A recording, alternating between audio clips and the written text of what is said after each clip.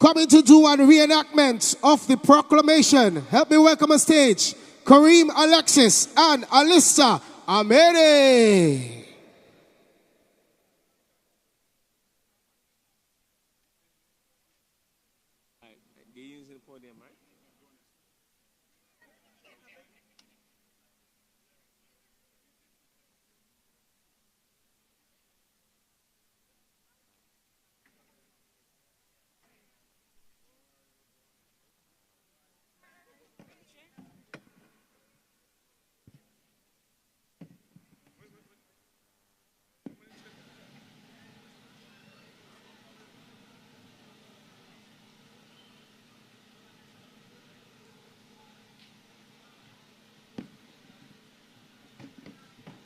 An act for carrying into effect the provisions of an act of the Imperial Parliament of Great Britain and Ireland passed in the 3rd and 4th years of the reign of His present Majesty, King William IV, for the abolition of slavery throughout the British colonies, and to make further provisions for the purpose of the said act mentioned 29th December 1834.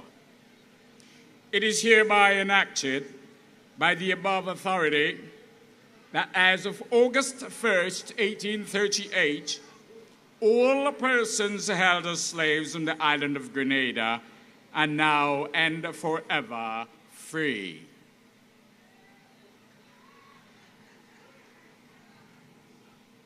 To planters, the construct of the Abolition Act is that all slaves shall become absolutely and unconditionally free, and that you have no further claim upon those who were your slaves for any services as apprentices or otherwise.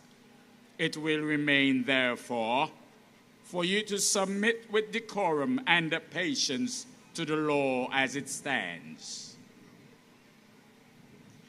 To the former slaves, you who have been slaves and lately acting as apprentices are by this a decision made absolutely and unconditionally free. I trust you will show your gratitude to the nation which has made such great personal and pecuniary sacrifices to ensure your freedom.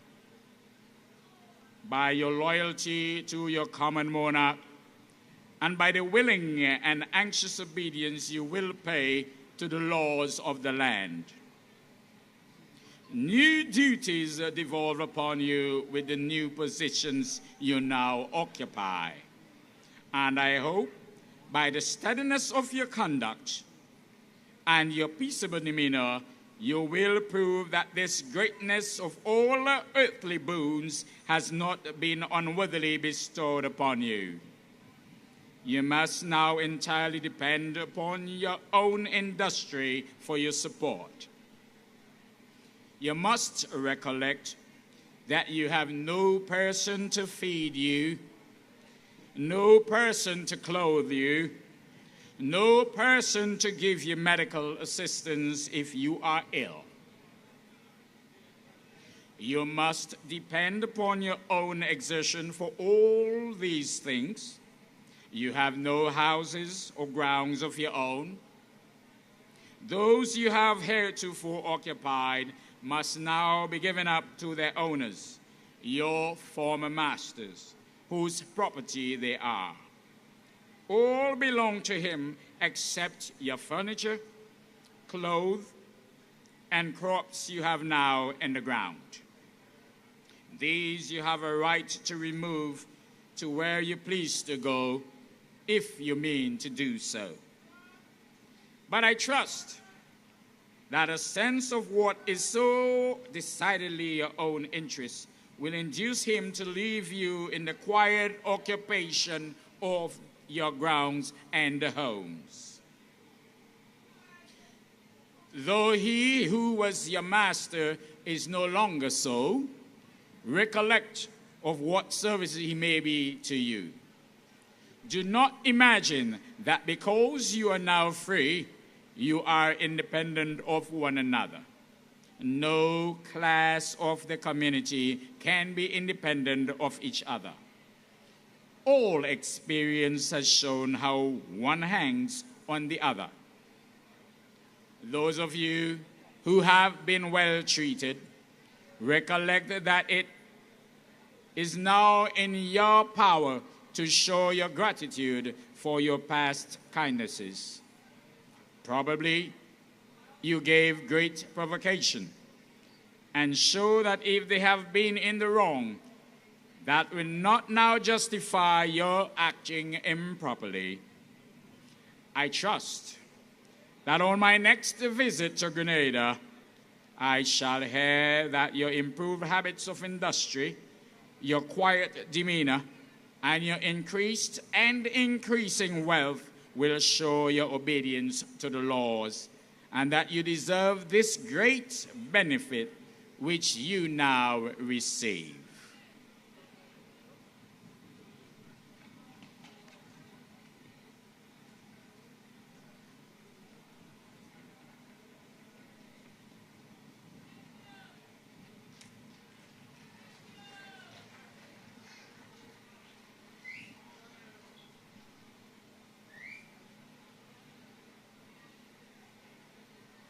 Gratitude to nation?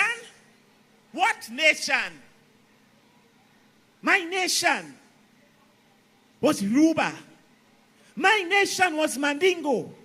My nation was Ibu.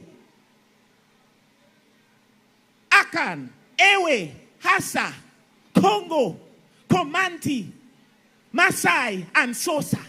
These are the nations to which I owe my gratitude. These are my bloodlines. You speak of freedom.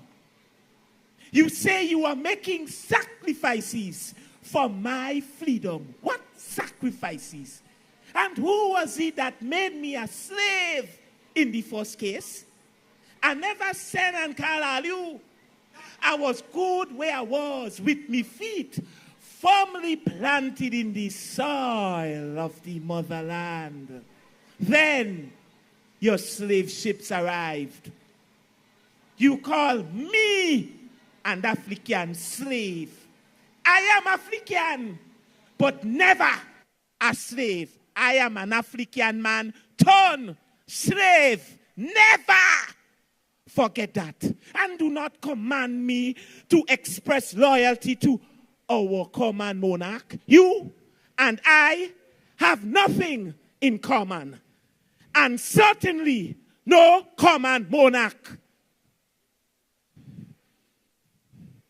You have set me free, and by your own admission, with no person to clothe me, no person to feed me, no person to give me medical assistance if I am ill, and at the same time, you are offering compensation to you parasitic elite friends who are still caught up in squeezing the last juices of labor from my broken body. And where is my compensation? I, who have been robbed of land, language, and liberty, ripped apart from my family, and exiled into an existence that does not even recognize my humanity. I, who worked hard from sunup till sundown, cutting cane till me hand get hard like a foot. Let us be clear, Master. I am the only one here with a just claim for compensation. Any other claim for compensation is ugly and obscene. So, where do I go from here?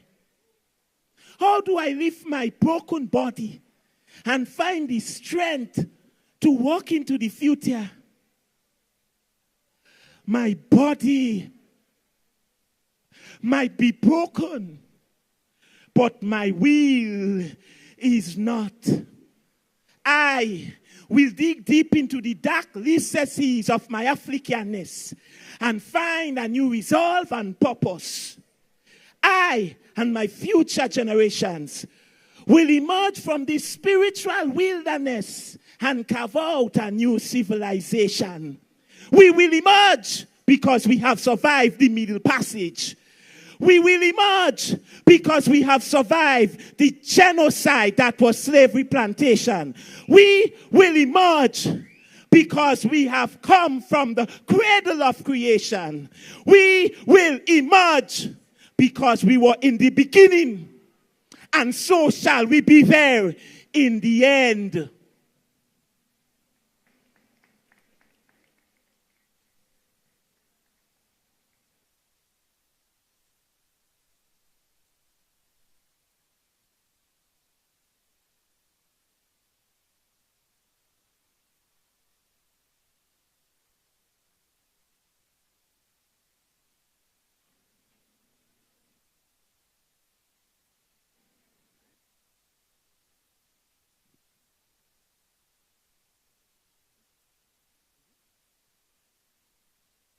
Ladies and gentlemen, let's put our hands together for Karim Alexis and Allister Amada.